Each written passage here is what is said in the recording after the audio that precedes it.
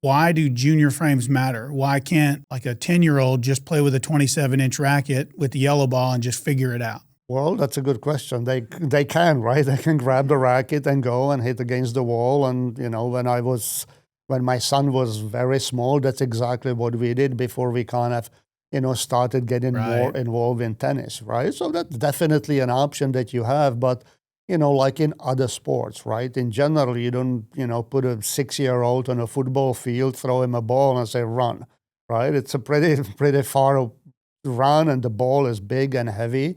And tennis has been a little bit kind of behind, a little bit in, developing the younger players in a way, and not really necessarily behind, so that, there is small rackets. You have the 17, the 19, the 21-inch, 23-inch. But when I say a little bit behind, because it's kind of out there, right? And it's more the information is not out there for the parents. So they go to the store, they see small racket, somebody tells you something, you stick it in the kid's hand, and then you go and you play tennis. See what happens, yeah. And let's see what happens, right? And eventually somebody somewhere will tell you, well, I think your, daughter or your son needs a bigger racket. So you go to the first store, you get something that is 2 inches bigger, stick it in the kid's hand, and there we go again, kind of, right? So that's another way of doing it. And obviously it might work for some other people, for some people. However, seeing kids and being on court and working with a lot of kids and a lot of parents who are really into tennis kind of evolved into understanding the need for more detailed information, kind of, to what to put in kids' hands. Sure. And so you've got sizes, I mean, they generally go 17, 19, 21, 23, 25, and then they really make a jump to like 27. You still have the 26, and then you have the 27, the adult racket, yes. So what problems do those large jumps create? I think that because when you go on a court, usually, like I can just go, my daughter, before she switched to squash, when she was young, she played tennis, and she was always very small till the age about 15, when she just grew up to, average normal size like everybody else. But if you take a regular racket, let's say you go from the 19 inches, for example, and you say, oh, my kid needs a bigger racket. So now you go plus 2 inches from one day to next. 19 to 21. 19 to 21. That's an enormous jump. It's a jump in length, in weight, many times also in the grip size. And, and we kind of expect as a parent and as a coach so that the kid will play the same way as they played yesterday with the 19-inch, that they'll continue with the 21. And then we, including me, all of us kind of act surprised when they say, oh my God, the kid is not hitting the same way. You are not hitting through the ball. You are not generating racket head speed and on and on. And we don't attribute the equipment to it. That's, I always tell people, imagine you go to the best player in the world, Roger Federer or Nadal or, Djokovic, any of these top guys, and you take their racket away today, which is, for the most part is the standard 27-inch, sure, and you give them 29-inch racket and say, go play tomorrow. They'll play well anyway, but they are not going to play the same way. It's going to take a long time for them to adjust to the weight, to the length, to the, imagine giving them bigger grip size. It would be kind of a disaster, and we would all be shocked, saying, what happened to them? How come that they don't play the way they played yesterday? Yet, this is what we expect from kids. You work with a lot of professional players. I mean, for them, small changes, 5 grams, a 1/4 inch on the racket, those are a big deal to them. Correct. Mm-hmm. And as I've spent time with you, I've learned that those are a big deal to the pros, but with kids, we'll go 2 inches and we don't think twice about it. That is correct. And that's basically what you're trying to say. Can you talk a little bit about changes you've made with a pro that the average viewer would view as minor, but to the pro was a huge change? We could go through many players, right? Because on that level, like you said, they even sometimes they write about, Nadal changing the weight of the racket. So people kind of assume he went up by, 30, 40, 50 grams, an ounce or 2 ounces. Well, that could mean 2 grams. if I give you 2 grams, you're going to laugh and you're going to say, oh, you're going to be kidding. There is no way he can feel it. Yet, because it's on a tennis racket, it's not, sitting in the palm of your hand.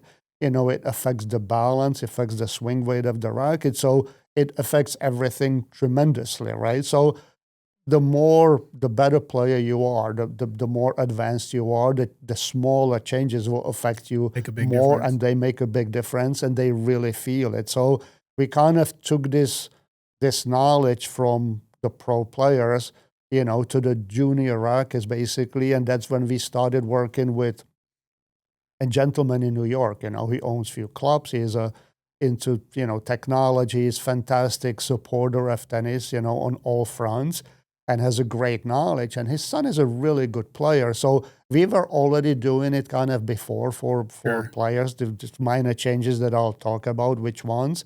But with him, we kind of took it to an extreme, and we almost developed this kind of a perfect recipe, what should be done, how it should be done. The gentleman is very heavily involved in tennis, and, he has the means to do it. So we were able to do these very, very small increments. We can kind of do it in between, when it doesn't become, too cumbersome or too expensive even for the average person. So talk about that a little bit. You're basically saying that instead of a junior going from 19 to 21 or 26 to 27, what would you, if you were advising their parents, what would you suggest? In general, what we basically the best way to go with the kid is, it's create smaller steps, right? So you'd say, well, my kid is playing with a 23-inch racket. So, what are you talking about? What's the smaller step? 23, the next one is 25, right? So what do? We customize the racket. So what we did, let's say with the gentleman, we would take the next step, which was a 25-inch racket, and we would cut it down to what we recommend to people, go to 24. 1-inch change is still almost too big a change, but that's a great start. So let's say you go from 23, you get a 25-inch racket, and because, that's the next step, right? So there is no in between. And we just cut it down to 24 inches. So the change from 23 to 24 becomes much easier for the child. What we also do, unfortunately, the grips are, in general, because of the limitations of the industry, the grips are not small enough. So what we usually do, we just remove the actual grip. Hold on, you said the grip isn't small enough. It's not small enough. Most of the times, again, every kid is different, but I would say, 90 out of 100 times, the grips for the kids, when they go from the 23, let's say, to 25, the grip is way too big. Really? So there is nothing for me to kind of remove to make the grip smaller because there is not enough material. Right. So kind of the only way at that point to do it is you remove the actual grip, and we have a kind of develop a special way to wrap an over grip that it makes it smaller, but it doesn't rip up your hand. Even better way to do it, in a way, it's to go by half-inch increments. So instead of 24, we go by half inch, 23 and a half. Then you play with it, basically, so your child and the development of the game continues kind of uninterrupted the same way, right? So we have you play with a 23 and a half inch racket for a few months, to the point where the coach is going to say, I think the kid got bigger, stronger, or more advanced. Maybe it's time to just go for the next step, where the next step is not really yet going to 24 inches, right?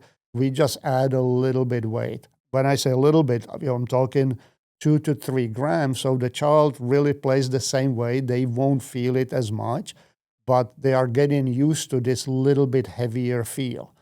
2, 3, 4 months into it, when there is a time for another change, now when we go to the 24 inch, we don't do it with the weight, because by nature, it's already a bit bigger and a bit heavier. So we basically do very small incremental changes, and we go all the way to 27. So you are talking, 25, 25 and a half, add a little bit weight, depending the time, could be 2 months, 3 months, 6 months, depending how, the kid is evolving. And then we go to, 26, 26 and a half, and 27. Yeah, it's interesting.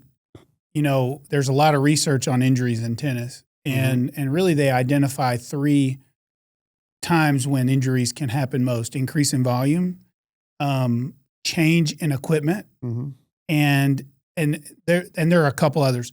But the change in equipment's the one I'm interested. So you just mentioned, let's say the kid's going from a 23 and a half to a 24-inch racket. The first thing you're going to do is you're going to add weight, right? Correct. And then when you go to take them to that 24, they're used to the increased weight. Correct. And then when you add the length, that added the equal amount of weight to the 23 and a half with the weight on it. Exactly. And so, because there will be some people who will say, man, is this not a little bit overkill for a young kid? Well, I mean, again, you don't have to do it, right? So some people might, say it. I can just tell you that it really, really works, right? Yeah. And I'm not forcing this on anybody, and you don't have to do it. But, it's for the kids who play a lot of tennis, that it's their life. That, it's the life of the parents, it's the life of the kid, and even let's say you can say, well, it obviously, it involves spending money. It does, but to be honest with you, that's the smallest expense you're going to almost have, because you don't need 6 rackets in your bag at that age. So you're going to buy, your 25-inch racket. Even when you buy, obviously you're not buying aluminum anymore. You are buying the composite racket. So let's say it's, $89 or something. So you spend $89. And even then, if you spend, let's say, cutting the racket and all this, you spend additional $50.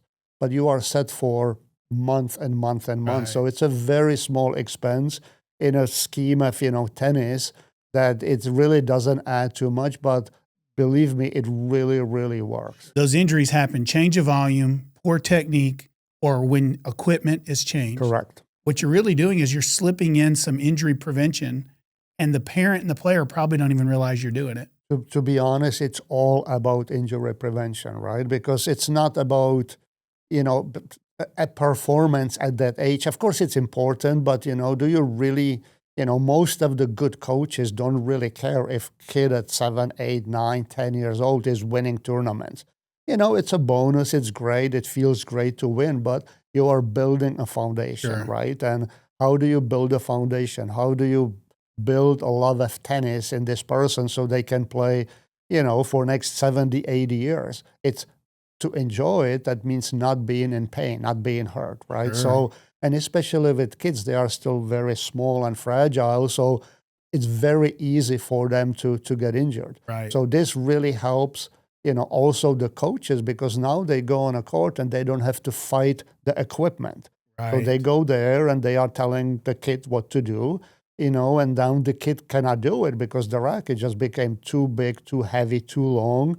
And, now it's a struggle. So it creates animosity, it creates tension. The parents are upset. They bring it with them to the car. They said, how come you did this or you didn't do that? And it all can be kind of attributed to the right equipment. The equipment doesn't solve all the issues, obviously, but it just will take that out of the equation. I was going to say, you're just removing a variable, right? Correct. You're removing a variable. Exactly. So you've talked a lot about gradually working up on the racket length.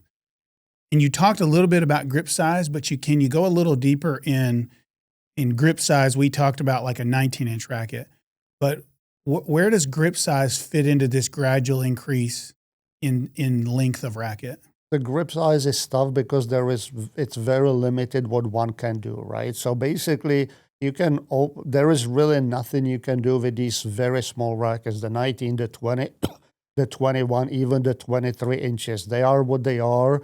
The manufacturers cannot make the handles really smaller because there wouldn't be enough material. Right. So it's kind of, you just deal with it by removing the grip, putting the over grip on, and just playing that way. When you get to the 25-inch already, that's when the grip size starts being like you can almost do more with it. With some rackets you can, some you cannot. But we are already working with some manufacturers on kind of saying, telling them let's design rackets that people will have an option to go to 23-inch or 24 or 25-inch with much smaller grip sizes, because again, 9 out of 10 kids, the grips are just too big. Too big. If you buy a racket and the grip is a bit small, that's a very easy solution. You can make it bigger.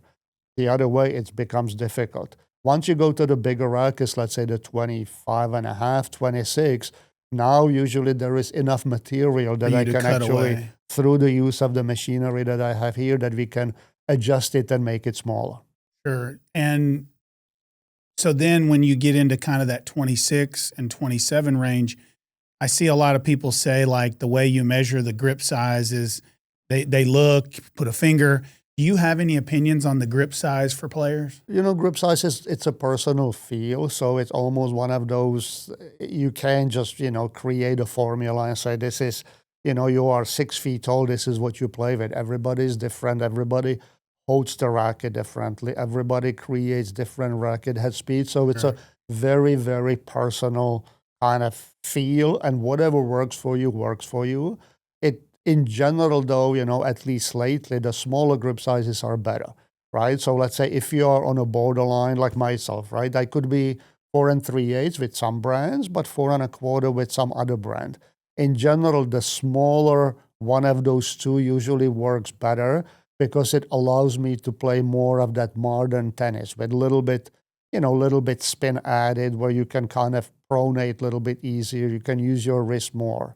The older style where everybody used to play with 4 5/8, continental grip, you play that way, that's perfectly fine. It's even better to be with the larger grip sizes. But again, it's a very personal feel. Yeah, and I think that's probably a theme of getting to interact with you over the year. This past year is really you don't give many hard and fast rules.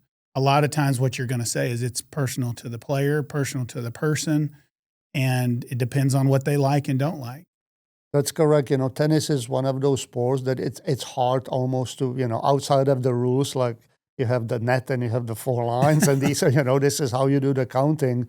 It's hard, and a lot of people say, well, what should people do? And that's why a lot of times this, the podcast and the information, it's almost difficult in a sense. Sure. That because there is no one, kind of one size fits all, right? Because it's a very individual sport, but it can help with kind of the guidelines, like, with the length of the rackets. Sure. Because most people probably haven't heard about the possibility of incremental change in the length, So Yeah. I think that can definitely help. And then you kind of stay with, what does your child like? What is the coach like? You have to work with people. It's always a team effort. Well, and I've also watched with you, it's also what is the equipment in their hand doing to the ball, and how is that affecting the opponent? That is correct. That's at the end of the day, that's what it is all about. Because, a lot of times, and that's kind of interesting that you brought it up, because I can give you a racket and you're going to look amazing. So if I only look at you, right, I don't listen to the ball, I don't look at the other side, I'm going to tell you that's the racket for you, right? Yet when you start now you look at the whole tennis court. What's the height over the net? How deep is the ball going? What's the spin of the tennis ball? How heavy is the ball? Yeah. What does it do to the opponent? That's kind of almost the deciding factor, because a lot of times we might get to couple, let's say we do these consultations and we'll get to couple rackets and you say, well, I like that one, right? It's more comfortable. However, my recommendation will be, and it will be your decision obviously, will be, well, go with the other one, because you might not be as comfortable with it today, but it creates a lot more damage on the other side. So you need a comfortable racket that works for you, but you want a racket that creates very uncomfortable play on the other side. That's kind of the push and pull. You want to be comfortable, but you also want to make them uncomfortable. Did you ever have a player where the racket that made the opponent the most uncomfortable, the player was like, I don't really like it? It does happen quite a bit, to be honest. And, even that it's nice that you make the opponent uncomfortable, but if you don't like it, you don't like it. And it might be something as small as a color of the frame. Right. Because let's say you say, well, I hate yellow or whatever, right? And so I'll give you, well, the yellow racket is the best for you. you are just not going to be comfortable. You are not going to Right. like it. So you have to take kind of that holistic approach and take everything into account. Because at the end of the day, I am not with you on the court. Right. It's you and the opponent, but we try to kind of create, racket, put a racket in your hand that is uncomfortable for your opponent. That makes sense. So talk to me. I want to talk about a couple things. I want to talk about strings for young kids and kind of what you recommend. And then I want to start connecting all of these dots to go a little deeper in injury prevention. So what strings do you recommend when a kid's using a 19-inch, a 21-inch, 23, 25, and how does that change over time? It's, that's a very, very, very important part because strings kind of makes or breaks the racket in a way, right? So we can be talking all these, great ideas about, shoulder rackets and half-inch, and, you can go and, make the racket 24 and 24 and a half or 25 inches, unless you string it the right way with the right string, you just wasted your money in a way, right? Sure. So basically with kids, and that's one thing that I kind of hold a little bit against the game of tennis or the powers, who make these decisions, that I think they're like the polyester strings, as great as they are for the professional tennis, and they help tennis to get where tennis is kind of. I think there should be some strict rule where kids are not allowed to play with it up to certain age, right? I can't tell you what the age is, but my personal recommendation always is stay away from polyesters as long as you can. It's very personal because maybe, your 11-year-old is 6 feet tall and weighs 150 pounds. So obviously, or it's very advanced player. So at that point already, it's okay to introduce the hybrids, or the polyesters, the soft polys into the game. Again, in general terms, kids are, small still. So we push it as far back as you can to make it easier on their body. The string is just too stiff, too harsh. Right. So start with what? If you're a 7-year-old, 6-year-old, just starting tennis, start with what kind of string? I'll tell you what I did with my daughter, and people call me crazy, and probably a lot of people will call me crazy, but I would start with 17-gauge natural gut. Okay. Right? Gut is expensive, right? Basically, because these days you look at, Tennis Warehouse, and the set of gut costs you $60 plus stringing. So let's say you are spending, $80. Again, and I can just go, let's say, by my daughter and other kids we recommend it to. At that stage, you are not hitting the ball so hard or with such a heavy spin. And you're not breaking string very often. You're not breaking strings. Yeah. You can keep it there for 6 months easily because even if it loses 2 pounds, it makes no difference. Right. Gut is the safest, the best string in the world for all people who have any kind of arm issue. So if you come to me and you are, a great player or, an older player, let's say, myself, go and play tennis, I don't want to be in pain the day after I play tennis. Sure. So what do I put in my racket? I put natural gut and I never have pain, right? So with kids, natural gut is the best. You can also, in a lot of climates where it's hot and humid, let's say the gut gets kind of eaten up by the humidity, so you can replace it with a soft multi-filament string. Right. Every company makes them. They are all fantastic, easy on the arm. So we recommend that basically, and stay with it as long as you can. And really the moments where the string becomes necessary to switch from gut or multi into something stiffer, maybe that you need the performance. Correct. Or you're so big and strong that you're breaking the gut in 30 minutes. That is correct. That's basically the criteria. And then again, with somebody, it could be the age of 10. With somebody, it could be the age of 13, right? So, but most players get to that stage when it becomes the parents that, right, like you said, maybe not every 30 minutes, but you don't want to break it every 2 days. It gets expensive. It's, it's a hassle and all that stuff.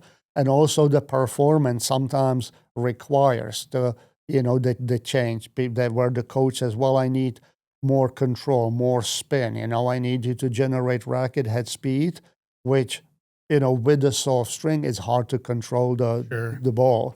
At that point, what we recommend, again, small change as possible. So we would say stay with whatever string you use, keep it in the mains, and just add soft, thin poly in the cross. Because that will give you still kind of, you Sure. feel the soft string more, but the poly is already creating spin and control.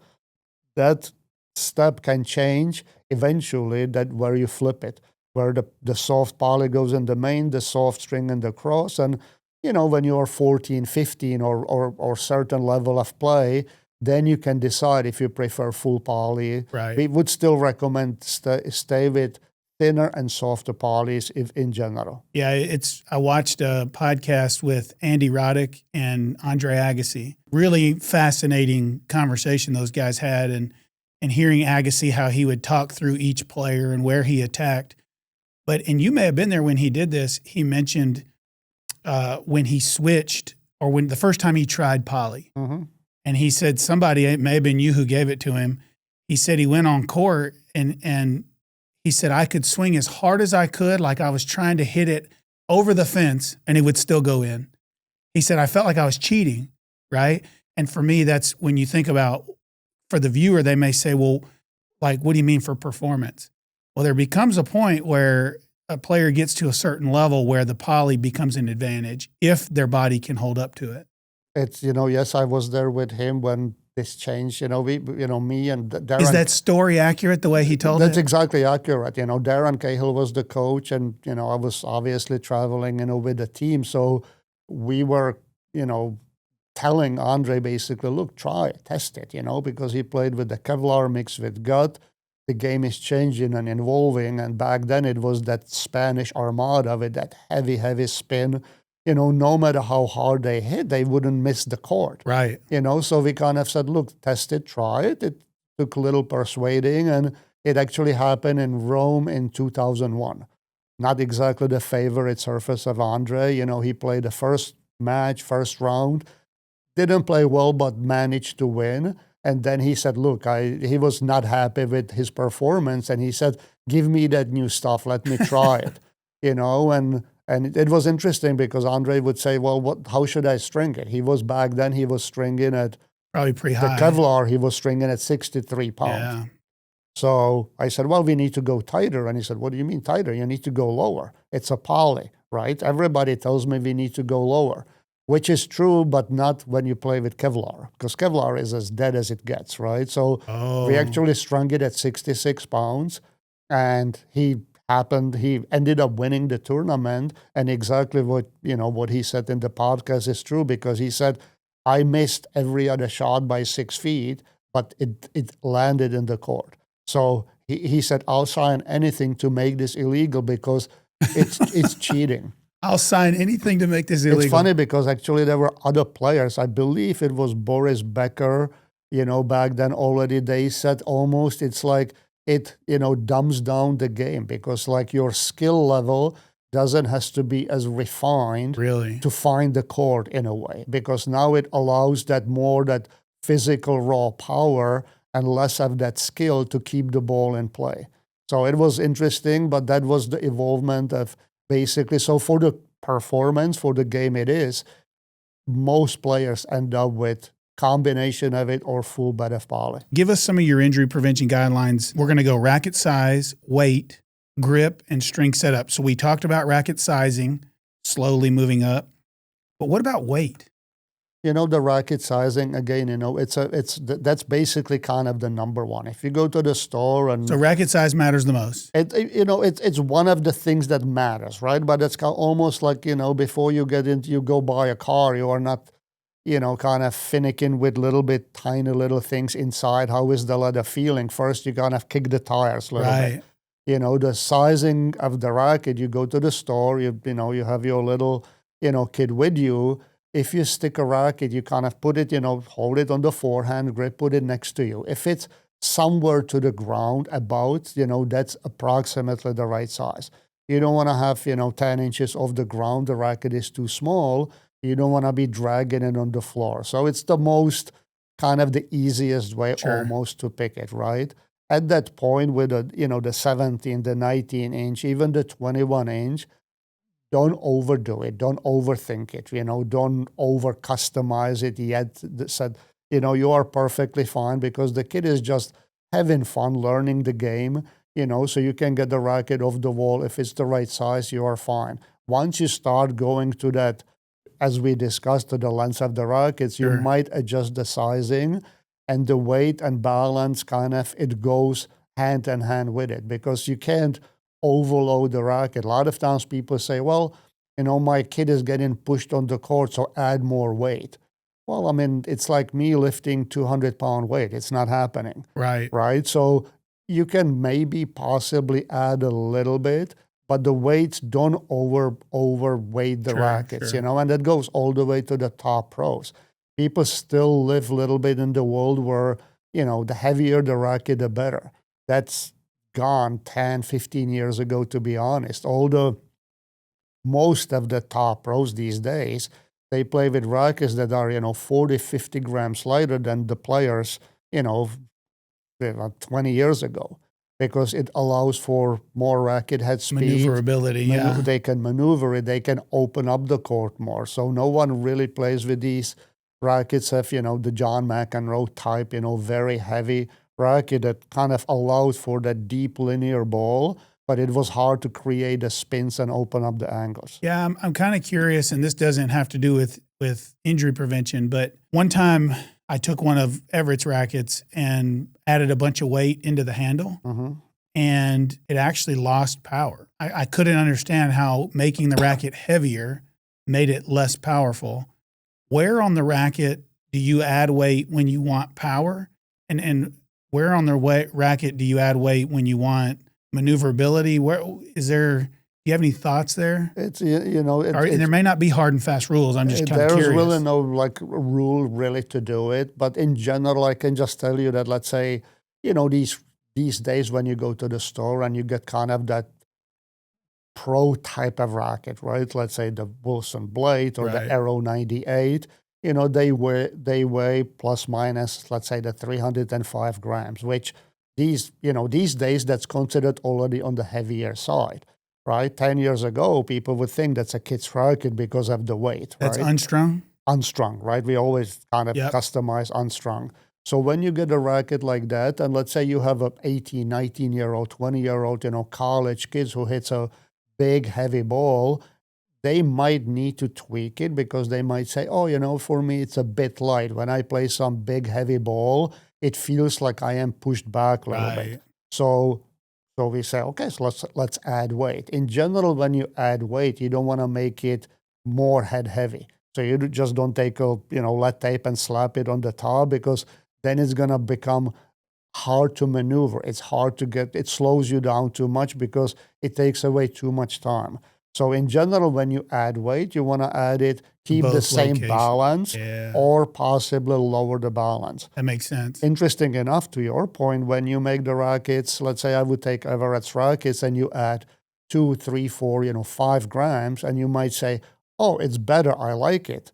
So by default, you say, well, I put 5 grams in, it got better. Let me add another 5 because it's going to be twice as good. And it's interesting, it completely almost takes away from what the racket is. So it goes from, oh, it got better, into like, oh my God, I can't play with it. Right. Because it changes the qualities, of the racket. I work with a lot of colleges, and a lot of times I don't even know the kids. I don't see them. The coach calls me and say, look, so-and-so just, joined the team. He had his rackets customized somewhere by somebody. And I kind of don't like what I am seeing, and then they describe the game, and I say, well, send me the racket, let me look at it, or give me the numbers, the weight, the balance, the swing weight.